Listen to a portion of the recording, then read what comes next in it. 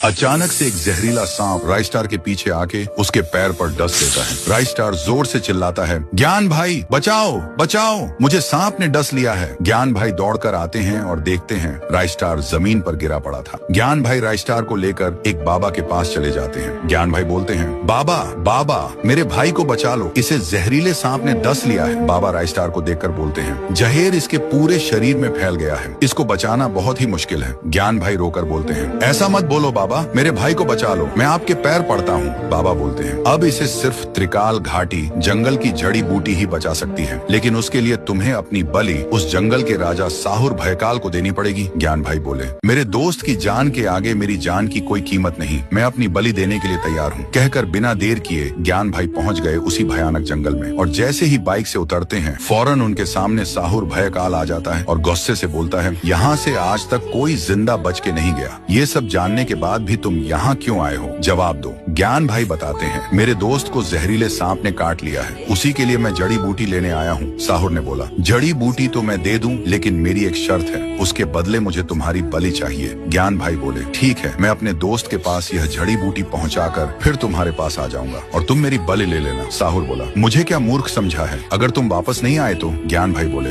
मैं तुमसे वादा करता हूँ, मैं अपने दोस्त को जड़ी बूटी देकर तुम्हारे पास जरूर आऊंगा। फिर साहुर उसे जाने देता है। उधर राइस्टार की हालत और भी बिगड़ती जा रही थी। तभी ज्ञान भाई बाइक से आते हैं और बाबा को जड़ी बूटी देकर बोलते हैं, बाबा जल्दी से मेरे दोस्त को ठीक कर दो। बाबा राइस्टार को जड़ी बूटी पिलाते हैं और राइस्टार को होश आता है। राइस्टार देखता है उसका दोस्त ज्ञान भाई उसके पास नहीं था। राइस्टार बाबा से पूछता है, बाबा मेरा दोस्त कहाँ है? बाबा बताते हैं, तुम्हारा दोस्त अपनी बलि देकर यह जड़ी बूटी लाया है। ये सुनकर राइस्टार टूट सा गया और फूट फूट कर रोने लगा। उधर ज्ञान भाई साहुर के पास जाकर बोलते हैं, साहुर मैं आ गया, अब तुम मेरी बलि ले लो। साहुर ज्ञान भाई की ईमानदारी देखकर बोलता है, मैं तुम्हारी ईमानदारी से खुश हुआ, जाओ मैंने तुम्हारी जान बख्श दी। उसके बाद ज्ञान भाई राइस्टार के पास गया। राइस्टार ज्ञान भाई को देख चौंक गया और बोला, ज्ञान भाई आप जिंदा हो, लेकिन बाबा तो बोल रहे थे आप मर गए हो। ज्ञान भाई हंसते हुए बोले, बहुत लंबी कहानी है, फिर कभी बताऊंगा।